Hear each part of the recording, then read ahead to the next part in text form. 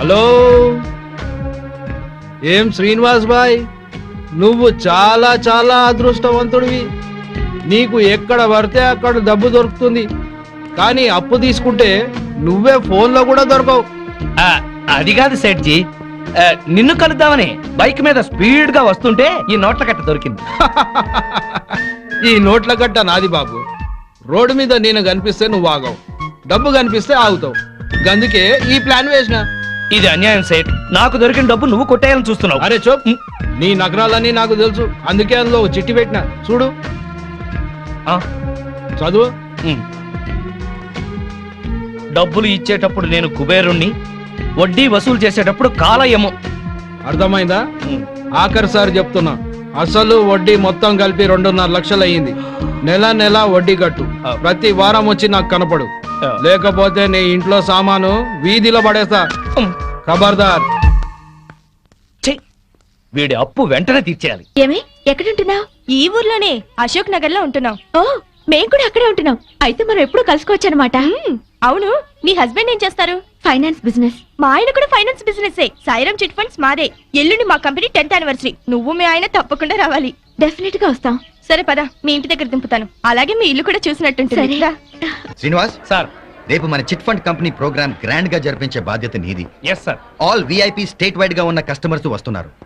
మన ప్రోగ్రామ్ అందరి మనసులో గుర్తుండిపోవాలి. Okay sir. ఎస్, ఉదయం 10ంటికే స్టార్ట్ చేసి 12 కల్లా క్లోజ్ అయిపోవాలి. Okay sir. Okay okay. Seat wait. అందరికీ స్వాగతం.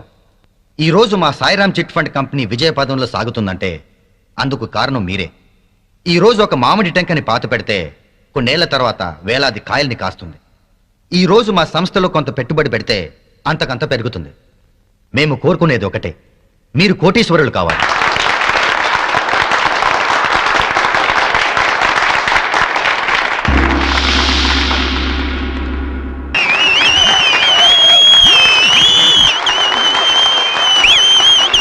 ఈనాటి ముఖ్య అతిథులు కేంద్ర ఆర్థిక శాఖ కార్యదర్శి శ్రీ ఆర్ఆర్బి శాస్త్రి గారు మిస్టర్ శ్రీనివాస్ ని బుకేతో అభినందిస్తారు. Sir please.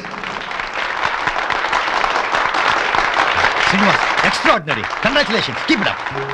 ఆయనే మా హస్బెండ్. ఆ శ్రీనివాస్ గారే మా ఆయన. రియలీ బాగుంది. మన ఇద్దరం క్లాస్మేట్స్. మన హస్బెండ్స్ ఇద్దరు బిజినెస్ మేట్స్. మీ ఆయన పర్ఫార్మెన్స్ అద్భుతంగా ఉంది. మా ఆయనే నాకు చెప్పలేదు ఇంత మంచి ప్రోగ్రామ్ ఉందని.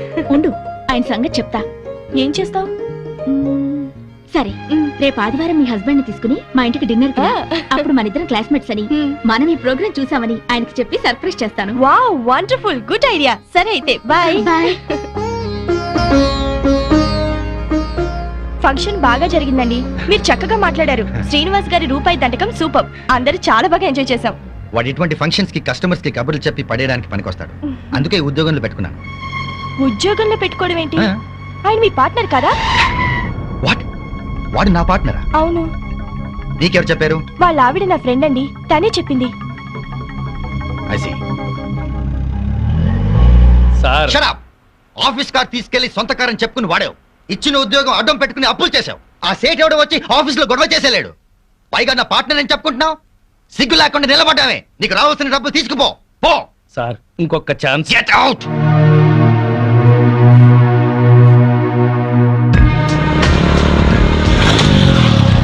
అర్రే సేట్జీ, మీకోసమే స్పీడ్ గా బైక్ మీద వస్తుంటే నేను కనిపించాను.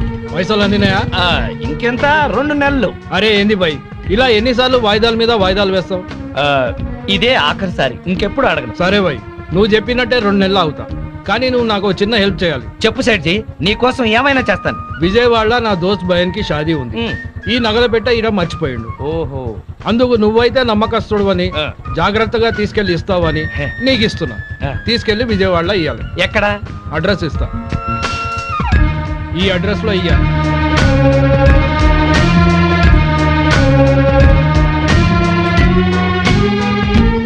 శుక్రియా బాయ్, షాదీకి వస్తానని చెప్పు. బాయ్. హలో మాధవి, ఆఫీస్ పని మీద అర్జెంట్ గా బెజవాడ వెళ్తున్నాను. రాత్రికి ఇంటికి రాను, నువ్వు భోంచేసాయి. అలాగే, రేపు పొద్దున్నే వచ్చేస్తారుగా? పొద్దున్నే వచ్చేస్తా. ఓకే. ఓకే.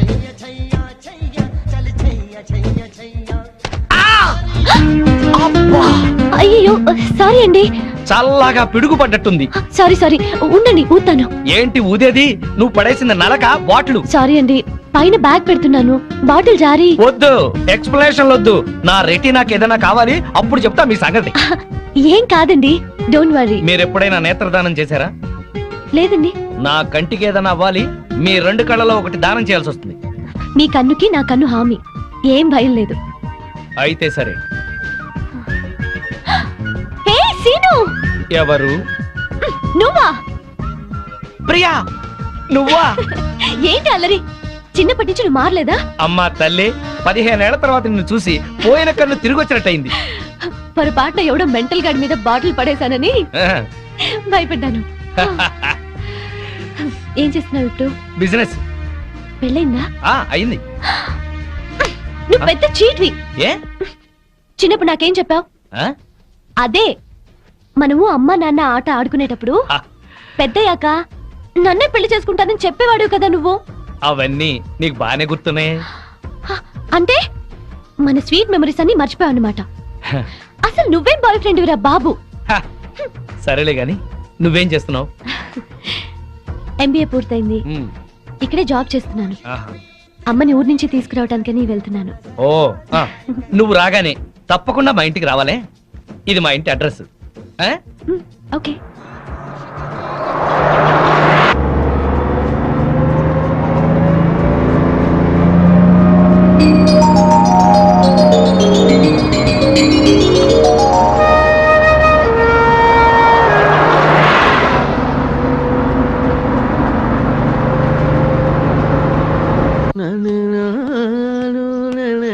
ఏం తాగుతాం బావా? ఎప్పుడు అదే మెక్డవరు, అదే అరిస్టోక్రాటు, అదే జానీవాకరు, అదే బ్లాక్ లేబుల్. ఈ మందు కంపెనీ వాళ్ళలో క్రియేటివిటీ పోయింది బావా. ఏదన్నా కొత్త టేస్ట్ కొనుక్కోవాలి. డెటాల్ ట్రై చేయరాదు? అయ్యా నమస్కారం, పెద్దలు ఇద్దరు ఇక్కడే ఉన్నారు. ఏ పారాశాస్త్రి గారు వచ్చారు? ఎంక్వైరీ, ఆ. మీ కాలనీలో శ్రీనివాస్ అనే కుర్రాడు ఉన్నాడటగా. ఈ శ్రీనివాస ఆ. మాకు బాగా తెలుసు. ఇతనికి సంబంధం చూశాను. పెళ్లి కూతురు తండ్రి చండశాసనుడు. కుదిర్చే ముందు ఇతని క్యారెక్టర్ ఎటువంటిదో తెలుసుకుందామని వచ్చాను. అదేంటి బావా, ఈ పెళ్ళం పిచ్చోడు మళ్ళీ పెళ్లి చేసుకుంటున్నాడా? సరే, ఇతనికి సంబంధం చూడమని ఎవరు చెప్పారు? వాళ్ళ అమ్మా నాన్నే. అమ్మా నాన్న ఆ, అనాథరం చెప్పాడుగా మనకి. మీరేదో ఆలోచిస్తున్నట్టున్నారు. ఆ. ఏమైనా లూప్ హోల్స్ ఉన్నాయా? నేను పెళ్లి కూతురు తరఫున సంబంధం చూస్తే నా కూతురికి చూసినట్టే. ఏవో 4 డబ్బులు వస్తున్నాయి కదా అని శాడిస్టు వెధవులకి, బుద్ధి లేని గాడిదలకి సంబంధాలు చెప్పకూడదు. ఆ పిల్ల ఉసురు మనకి తగులుతుంది. ఈ కుర్రాడు గురించి చెడుగా మాట్లాడితే నాలుక ఉడి కింద పడుద్ది. ఆహా, కోహినూరు వజ్రానికి కోటేసినట్టుగా ఉంటాడండి. ఓహో. ఐశ్వర్యరాయ్ చూస్తే అమాంతం కావలించుకొని ముద్దు పెట్టుకుంటుంది. మరి అయితే ఇంకే. మీరు తొందరగా వెళ్ళి వీళ్ళమ్మ నాన్నని వాళ్ళమ్మ నాన్నని తీసుకొస్తే వెంటనే పెళ్లి చేసేసేయచ్చు. అయితే క్షణం ఆలస్యం చేయను. శుభం. అశుభం. అశుభానికి ఎడచేయి వాడరాయ్యా. అశుభం.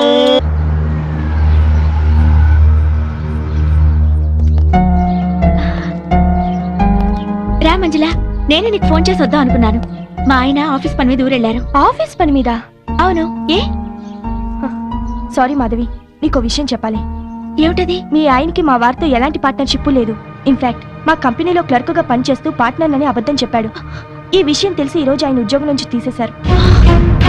నువ్వేం బాధపడకు, మా ఆయనకి నచ్చజెప్పి మళ్ళీ ఉద్యోగం ఇచ్చేలా చేస్తాను. బట్ మీ ఆయన్ని కంట్రోల్లో పెట్టుకో. బాయ్.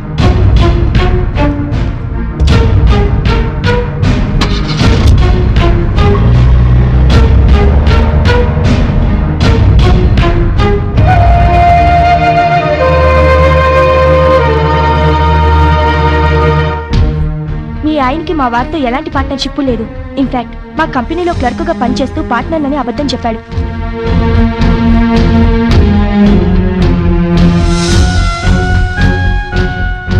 ఈ రోజు ఆయన ఉద్యోగం నుంచి తీసేశారు.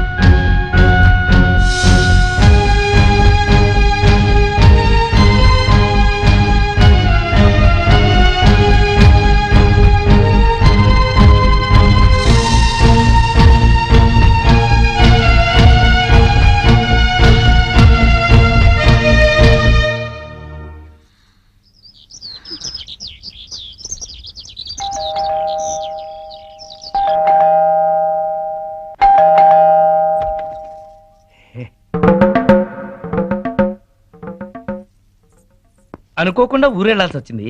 నీకు ఫోన్ చేశా కదా, అయినా అంత కోపమా? రాత్రి భోంచేసావా? నేను లేనని తినకుండా పడుకున్నావా?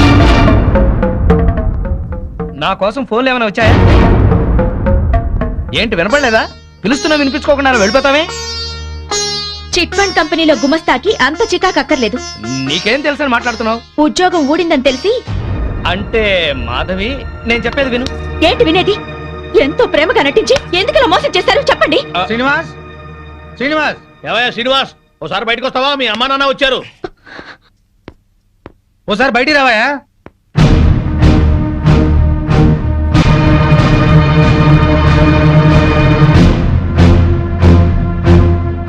నీకు పెళ్లిగారేదని ఎవరో పిల్లని కూడా వచ్చారయ్యా. ఏమిటి, ఇతనికి పెళ్ళయిందా? మాకు తెలిసి ఒకే పెళ్ళయింది, ఆవిడే ఒక్క పెళ్ళాం. ఏమిటి మీ అమ్మా నాన్న కూడా తెలియకుండా చేసుకున్నావా ఈ అమ్మాయిని? అవ్వా, మా సంగతి తెలియక వాళ్ళు నీకేదో పెళ్లి సంబంధం తీసుకొచ్చారయ్యా. ఏంటండి ఈ నాటకం? మీ అమ్మా నాన్న దివిసీమ తుఫాన్లో చచ్చిపోయారని చెప్పి నన్ను పెళ్లి చేసుకున్నారు. వాళ్ళు బతికుండగా అలా చెప్పడానికి సిగ్గుగా లేదు. అమ్మా, దివిసీమ తుఫాన్ లో కొట్టుకుపోయిన వాళ్ళ అమ్మా నాన్న మొన్న వచ్చిన సునామీకి ఒడ్డు కొట్టుకొచ్చుంటారు. అతనే వెనకు. ఏమిట్రా ఇదంతా? మాతో ఒక్క మాట చెప్తే నీ పెళ్లి మేం కాదంటావా? అది కాదు నాన్న. చేసింది చాలే, సమర్థించుకోకు. నువ్వే మనిషివా, ఇలా చేస్తావు అనుకోలేదు. మీకేం చేశాడేంటి? చీట్ చేశాడండి. ఫోన్ తో సహా నా ఆఫీస్ అద్దెకిస్తే నాకు తెలియకుండా నా సంతకం ఫోర్జరీ చేసి ఎస్టీడీ కనెక్షన్ తీసుకుని 50,000 బిల్లు చేశాడు. పైగా 2 నెలల నుంచి ఆఫీస్ అద్దె కూడా కట్టలేదు. ఆగండి రమణ, ప్రతి నెల ఈయన అద్దె డబ్బు నీతో ఇచ్చి పంపించట్లేదు? ఆ డబ్బులు మేము వాడుకున్నాం సార్. ఛీ! మరి ఎస్టీడీ గొడవ ఏంటి? ఆయన సంతకం ఫోర్జరీ చేసి ఎస్టీడీ కనెక్షన్ తీసుకున్నాం. పబ్లిక్ అందరితో ఫోన్లు చేయించి ఆ డబ్బుతో దుబాయ్ వెళ్ళాలనుకున్నాం. డబ్బు తీసుకున్న ఏజెంట్ మోసం చేశాడు. దయచేసి మమ్మల్ని పోలీసులకు పట్టించకండి సార్. విన్నావుగా, అగ్రిమెంట్ రాసి ఆఫీస్ అద్దెకి తీసుకుంది నువ్వు. ఈ బిల్లు డబ్బు ఆ 2 నెలల అద్దె కట్టకపోతే అరెస్ట్ అయ్యేది కూడా నువ్వే. ఏం శ్రీనివాస్, నా బాకీ తీర్చకుండా ఇంకా ఇలా అప్పులు చేసావా? నీ ఉద్యోగం చూసి నీకు 2 లక్షలు అప్పిచ్చాను, ఇప్పుడు అది పోయింది. నా బాకీ ఎలా తీరుస్తావు? ఏమయ్య పెద్ద మనిషి, ఈ నిక్షేపరాయుడికి మళ్ళీ పెళ్ళా? తల్లి తండ్రి బ్రతకుండగానే చచ్చిపోయారని పెళ్లి చేసుకున్న వాడికి నా పిల్లనివ్వాలా? నువ్వో తండ్రివి, అతను కొడుకు. చచ్చా, పదండి. ఇదిగో శ్రీనివాస్, ఇప్పుడు నా బాకీ తీర్చకపోతే లారీ తీసుకొచ్చి సామానంతా తీసుకెళ్తా. పోలీస్ కమిషనర్ కు ఫోన్ చేసి అరెస్ట్ అయిపిస్తా. సేట్ సామానంతా తీసుకెళ్తే మరి నా సంగతి ఏంటి? ఎవరో ఒకరి కొంప ముంచి తీరుస్తాడేవయ్యా. పార్వతీ పరమేశ్వర్ లాంటి అమ్మా నాన్నని అంత మాట అన్నాడంటే నమ్మలేకపోతున్నాం. ఇలాంటి కొడుకుని ఎక్కడా చూడలేదు. తల్లి తండ్రి చచ్చిపోయారని అబద్ధం ఆడి పెళ్లి చేసుకోవడం కంటే నాలాగా పెళ్లి పెటాకులు లేకుండా ఉండడమే నయం. సైలెన్స్! ఎవరు మాట్లాడకండి. 35 సంవత్సరాలు టీచర్గా పనిచేసి రిటైర్ అయ్యాను. నా 65 ఏళ్ల జీవితంలో ఒక్క మాట పడకుండా బతికాను. జీవితంలో అడుగు పెడుతూనే ఇంత మచ్చ తెచ్చుకున్నావేరా? రిటైర్ అయి హాయిగా హరిద్వారంలో ఉంటున్న వాళ్ళం. నీ పెళ్లి బాధ్యత ఒకటి ఉందని వచ్చావురా. నీ నిర్వాహకానికి సిగ్గుపడేటట్టు చేశావు కదరా. 3 నెలల్లో ఈ బాకీలన్నీ తీర్చు. నీకు చేత కాకపోతే చేతులెత్తి దండం పెట్టు. నిన్ను కన్న పాపానికి అనా పైసలతో సహా ఆ అప్పులన్నీ నేను తీరుస్తాను. అయ్యా, నా మాట మీద ఏమాత్రం నమ్మకం, గౌరవం ఉన్నా దయచేసి వెళ్ళండి.